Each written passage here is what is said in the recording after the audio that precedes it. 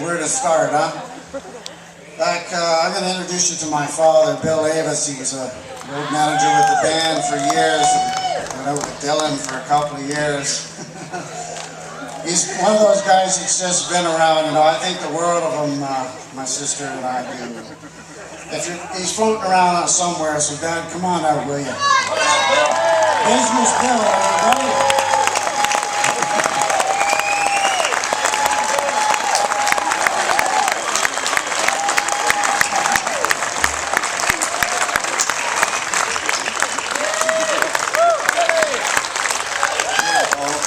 What do you think about this rhythm section?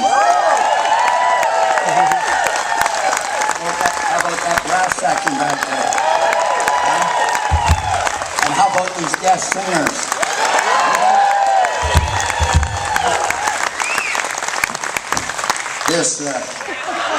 This past Monday night, Lance called a rehearsal in Toronto, and Jerome and I were going down to Toronto. Jerome said to me, he says, Dad, he said, have you thought much of what you might say tonight? And I said, well, son, no, normally I don't. I just spur of the moment thing, you know. And he says, why don't you tell the story about the band and their beautiful, beautiful tour bus? And I said, yeah, I said I could, son, because it strikes home. Because this all went down at the Pines in Bridgenorth.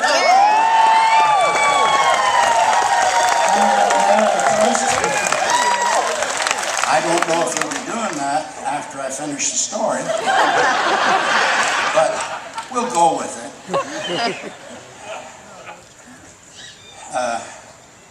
The owner had passed away, so the son and his mother were running the Pines, and the place was sold out. It was a sit-down dinner if you bought the right ticket and then heard the band.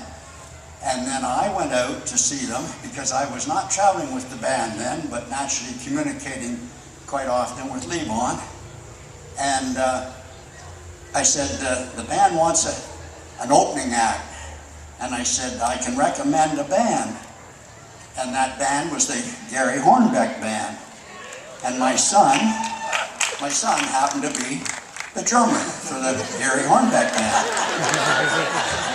And the fact that he was Levon's godson, it just a natural fit, right? So the band rolled into town. I'll tell you very quickly because we got some time. What Levon liked to do, folks, if he was getting ready for a tour of, say, 25, 30 cities, he liked to make a mini tour, do maybe three spots, just so the band could get tight, and then go out and do the big tour. So that's what he did. And the agent brought the Levon and the boys into Kitchener, Lulu's at the time. Lulu's had the largest, or they acclaimed the largest bar in Ontario, and it's true because it was an old Kmart store, and they turned it into a bar. Number 2 was a place called Nag's Head North in Toronto. Boy, you did a lot of traveling, huh? Nag's Head North brings back a memory because we worked there and of a night, and who walks through the door with his band was Ricky Skaggs. That was a hell of a night, but that's another story. So now we move on to the Pines, and everyone eats and everything's fine, and all the guys are on the tour bus, and Jerome and Gary Hornbeck are out doing the opening act, and Levon and Rick said, Bill, we want to go out and hear them. I said, well, come on, we'll come in the back way. And we got behind the bar, and we were all standing there watching, and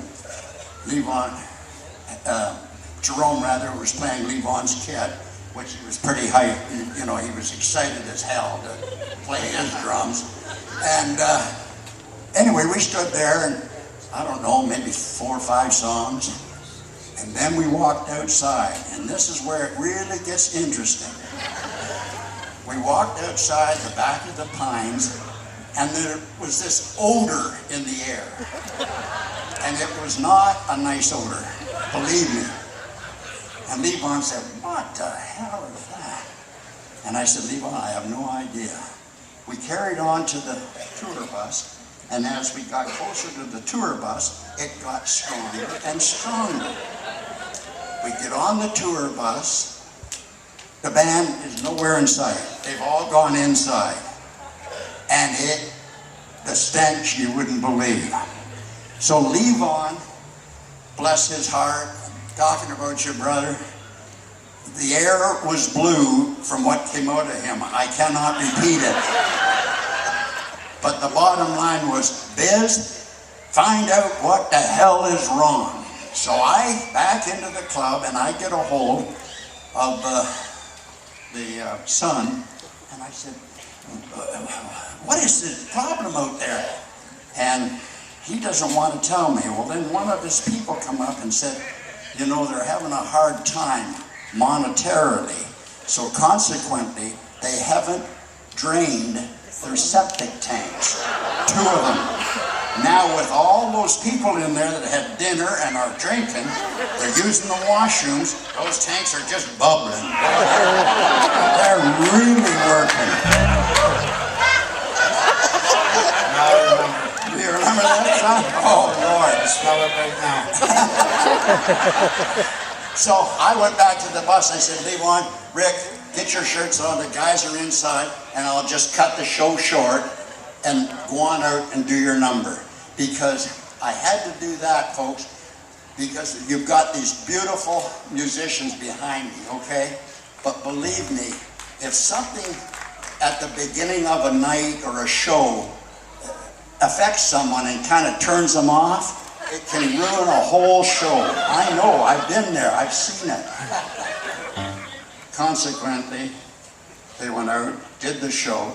We couldn't move the tour bus because there was all kinds of cars parked around, and had to wait until the show was over, the people left, and Levon got in that bus and said, "Take her to Woodstock." It's good talking with y'all. I hope you enjoyed that. But that's the tour, you know, a beautiful tour bus, and it smelled like shit. You have a good night.